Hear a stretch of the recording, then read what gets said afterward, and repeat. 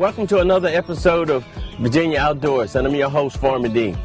We've had a lot of rain here in Virginia in the last couple weeks, and unfortunately some of the plants don't like a lot of rain. For example, my tomato plant here, it was doing extremely well until we got too much rain. We got one day, I think a week and a half ago, we got close to 5 inches of rain in 2 hours, and that's absolutely way too much for these plants. But it's starting to fruit, but I'm gonna find it a new home. I'll put it in the composting pile, and then I'll put another plant here. Again, this is a cherry style tomatoes, and I love these. They don't even make it to the house. I eat them right here in the field.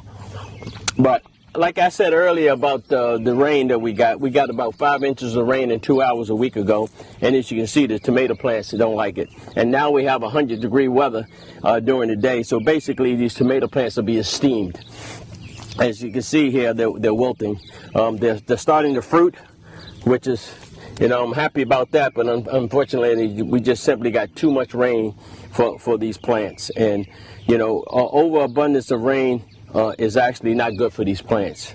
It would be nice for it to have not so much rain and I could irrigate them, but Mother Nature does what she want to do. So I'll pull this plant out, put it in the compost pile, and then I'll put another plant in. Luckily, I do have some other plants about a foot tall that we put in this place, but this is what happens when you get too much rain all at once.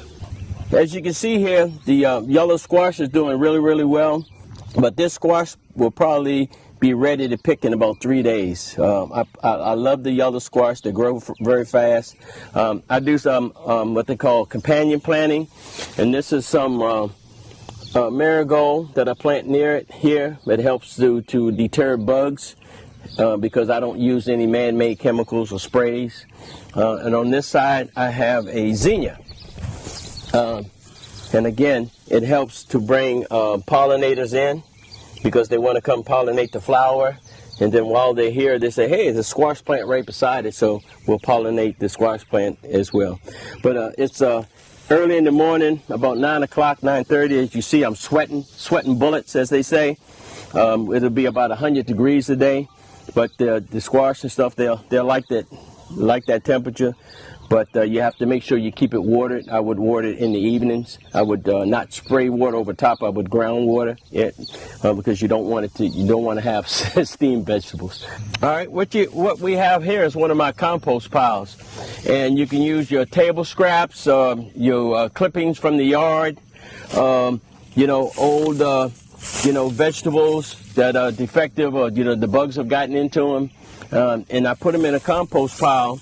And worms come and they eat it and they poop it out and basically mix up the soil, and now you have a really good nutrient rich soil to use while you're planting your vegetables. Put that in and you mix it into your soil. And as you can see here, if you dig around here, there's some leaves in here, yard waste, leaves. Look at that. It's really breaking down organic material, and then you take that and mix it into your soil when you're planting. But yeah, composting is a great idea, and it keeps things out of your local waste, your transfer station.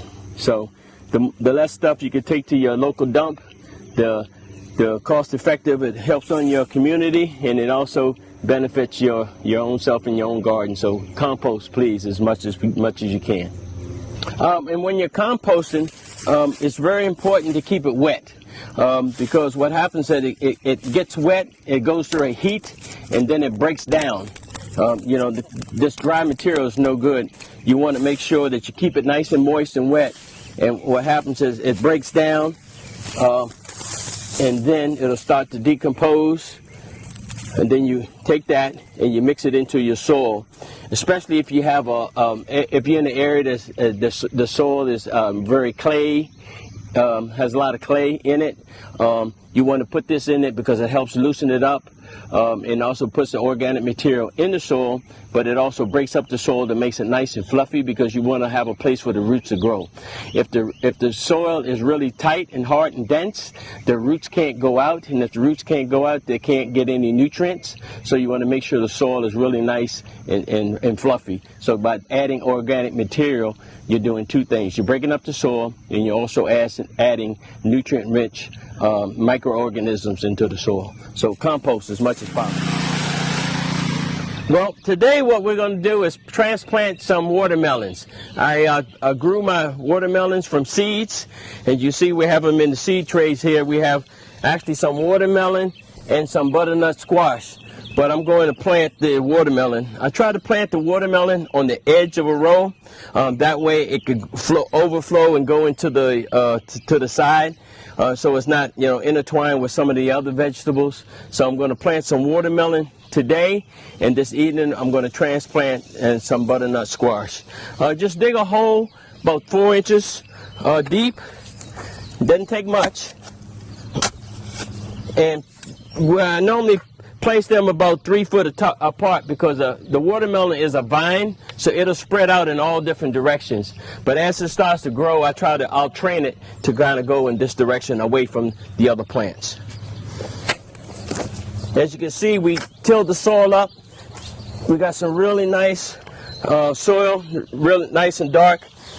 Like I said earlier, if you have a soil that has got a lot of clay, you need to add a lot of organic material. And that's what I've been doing for the last few years, is constantly adding organic material from my compost pile. And as you can see, it breaks up, and it's not really, clay at all. It's really nice and fine, because you want to make sure the roots are able to spread out. But this is what happens when you compost and add it to your soil.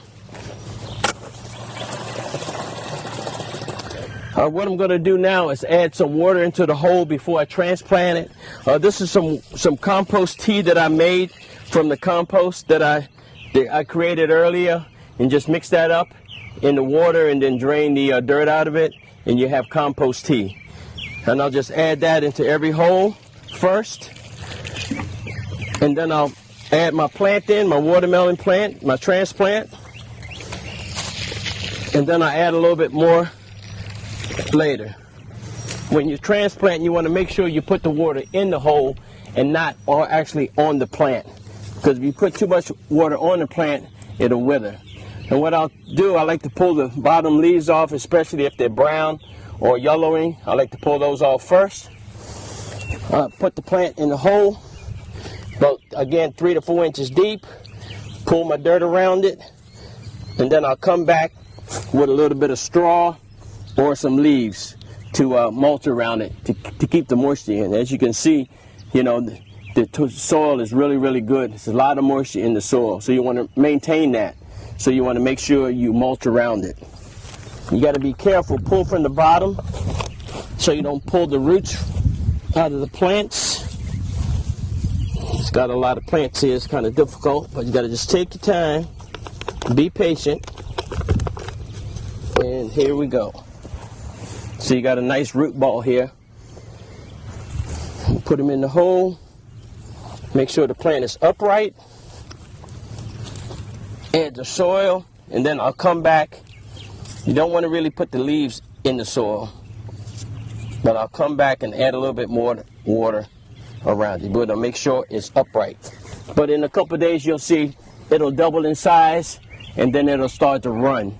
What that means, because it is a vine, it'll start to run in different directions. So you want to train it. I have tomatoes here. I will plant tomatoes here this evening, but you want to train it because I want it to go out in this direction. Yep, I'm pulling 2 more out.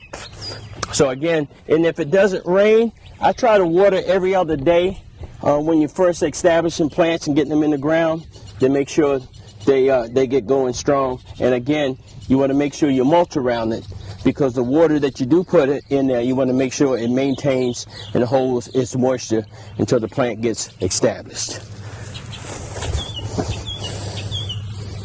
As you can see, it's starting to flower already, so it's definitely time to get it in the ground. And like I said earlier, I'll what they call side dressing, which just put water around it. Again, you don't want to put water actually on the plant itself. Just put it around it. It'll find the roots. Make sure it's nice. Again, don't actually put the water on the leaves, because it's so hot now. You put water on the leaves, it'll cause the plant to wither. What I call steamed vegetables. You don't want to steam them because it is hot here now. Well, we was just wrapping up a segment, get ready to take the mic off, and I happened to look down and see a baby purple martin. Well, I have many purple martin houses, and the benefits of purple martins is that they eat a lot of insects and bugs. And all the birds that you hear right now, that's what you hear, they're purple martins. And the babies, the fledglings are just coming out the nest, and we just happened to see one by the table. So I'm going to move him and put him out there in the yard so his parents and his aunts and uncles can help him and show him how to become a purple martin.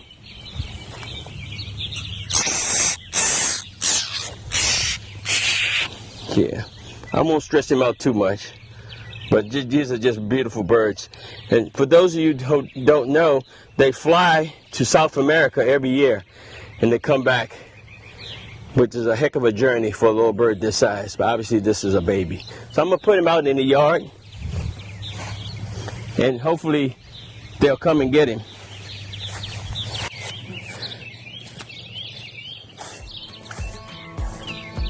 Well, once again, thanks for joining, and I hope you enjoyed this episode of Virginia Outdoors. Again, your host, Farmer D.